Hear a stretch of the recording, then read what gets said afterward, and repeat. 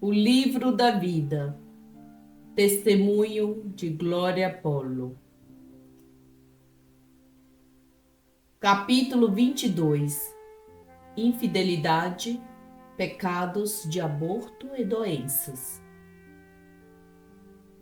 E para além disso, quantos abortos se fazem por causa do adultério? Por exemplo, quantas mulheres que foram infiéis ficaram grávidas e para que os maridos não descubram, recorrem ao aborto, matam o inocente, que não pode falar, nem defender-se. Estes são alguns exemplos. O adultério mata de diversas formas. Depois, ainda temos o descaramento de reclamar contra Deus, quando as coisas não correm bem, quando temos problemas, quando aparecem doenças, quando somos nós que as buscamos com os nossos pecados. Atraímos o mal para a nossa vida. Por trás do pecado está sempre o maligno. Abrimos as portas ao maligno quando pecamos tão gravemente. E depois ainda nos queixamos que Deus não nos ama. Onde está Deus que permitiu isto ou aquilo? Que grande descaramento nosso. Saibam que Deus é o rochedo que protege os matrimônios. Ai daquele que tente destruir o matrimônio. Quando alguém tenta destruir um matrimônio, bate contra essa rocha que é Jesus. Deus defende o matrimônio. Nunca duvidem disso. Capítulo 23. As sogras que destroem o casamento. Também quero dizer-vos que devem ter muito cuidado com aquelas sogras que se metem no matrimônio dos filhos para os indispor, causando-lhes problemas na sua relação. Mesmo que não goste muito daquele genro ou daquela nora, com razão ou sem ela, eles já estão casados e agora já não há nada a fazer. Por isso, a única coisa a fazer é rezar por eles. Rezem por esse matrimônio e calem-se. Muitas mulheres condenaram-se por se meterem no matrimônio dos filhos. Isto é um pecado grave. Se veem que alguma coisa está mal, que um deles ou os dois estão a pecar, calem-se e rezem. Peçam a Deus por eles. Peçam auxílio a Deus. Também podem reunir o casal e falar com os dois. Pedir-lhes que salvem o seu matrimônio. Que olhem pelos seus filhos. Que o matrimônio é para se amar, doar e perdoar mutuamente. Deve-se lutar pelo matrimônio, mas nunca interferir de outra forma e muito menos tomar partido por um ou por outro. Capítulo 24. Quarto mandamento: honrar pai e mãe. Jesus continuava a mostrar-me tudo. Já lhes contei como fui mal agradecida com os meus pais, como me envergonhava deles, como maldizia e os renegava, por eles serem pobres e não me poderem dar tudo o que as minhas amigas ricas tinham. Eu tinha sido uma filha ingrata, ao ponto de dizer que aquela não era minha mãe, porque me pareciam inferiores a mim. Foi espantoso ver o resumo de uma mulher sem Deus. Destruí tudo o que se lhe aproximava. Além disso, e o mais grave, é que eu sentia-me e achava-me uma boa pessoa. Capítulo 25. Coloquei o dinheiro acima das pessoas. Eu pensei que no quarto mandamento passava bem no meu julgamento. porque os meus pais bem caro me tinham custado. Tanto o dinheiro que gastava com eles, com as doenças deles, porque tudo analisava com dinheiro. Porque eles tiveram doenças graves antes de morrerem. Foi o meu marido que as financiou. E eu dizia: olhem estes dois desavergonhados. Não deixaram nenhum centésimo de herança e ainda tive que gastar uma fortuna com eles. Mas os pais das minhas amigas deixaram bens e o Senhor mostrou como eu analisava tudo através do dinheiro, pois até meus próprios pais manipulei. Quando tinha dinheiro e poder, até deles me aproveitei. Com o dinheiro me endeusei e até a eles pisei. Capítulo 26. O mau exemplo do pai. Sabem o que mais me doeu?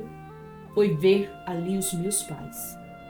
O meu pai a chorar, ver que tinha sido um bom pai, que tinha ensinado a filha a ser trabalhadora, lutadora e empreendedora, que devia ser honrada e que só quem trabalha vai em frente. Mas esqueceu-se de um pormenor, que eu tinha alma, e que ele era o meu evangelizador com seu testemunho. A minha vida começou a afundar-se com o exemplo que ele me deu.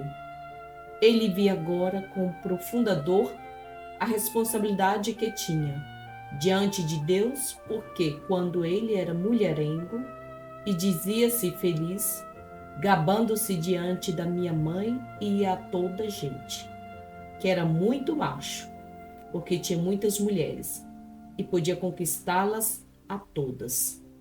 Além disso, bebia demais, fumava. Capítulo 27. Ele achava que os vícios eram virtudes. Ele até era boa pessoa, mas com estes vícios que ele não identificava como tal, pois achava serem virtudes. Era muito orgulhoso. Eu, que era uma criança e via como a minha mãe se enchia de lágrimas quando meu pai falava de outras mulheres, começava a encher-me de raiva, de ressentimento e de fúria. Capítulo 28. Ressentimento e morte espiritual. O ressentimento começa com a morte espiritual. Eu sentia uma raiva, tantas lágrimas, e ela nada dizia. Aí começou a minha rebeldia. Quando adolescente, dizia minha mãe: eu nunca vou fazer como a mãe. A mãe deita a dignidade das mulheres abaixo. Por causa disso, nós as mulheres não valemos nada. Toda a culpa é das mulheres como a mãe, sem dignidade, sem orgulho, que deixam que os homens as pisem e humilhem. Eu dizia ao meu pai quando já era um adolescente: pai, tome atenção. Eu nunca vou deixar que nenhum homem me faça a mim o que o pai faz à minha mãe. Jamais. Se um dia um homem me for infiel, eu vingo-me. Faço o mesmo, para que ele aprenda. O meu pai bateu-me e gritou-me: como se atreve, menina? Eu não sei porquê. O meu pai, tão machista. Eu disse-lhe: está bem, pode bater-me, mas se eu um dia casar e o meu esposo me for infiel, eu vingo-me. Faço-lhe o mesmo, para que os homens compreendam e vejam como sofre uma mulher quando um homem a pisa e humilha dessa forma. Enchi-me de todo esse ressentimento e ódio. Sabem, sentia tanta raiva que isso fez da minha vida uma rebeldia.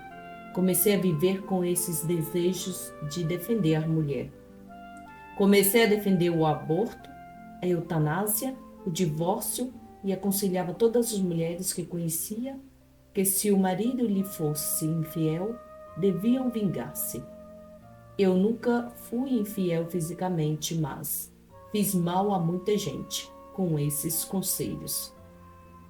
Quando já tinha dinheiro, comecei a dizer à minha mãe: Mãe, separa-se do pai. Mesmo assim, eu gostava do meu pai. É impossível a senhora aguentar um homem assim. Tenha dignidade. Faça-se valer, mãe. Capítulo 29. O bom exemplo da mãe. Sabem por que eu amei meu pai? Porque a minha mãe foi uma mulher boa, que nunca nos ensinou a odiar, nem ao meu pai, nem a ninguém. Imaginem só, eu queria divorciar os meus pais, mas a minha mãe dizia: Não, filha, não posso.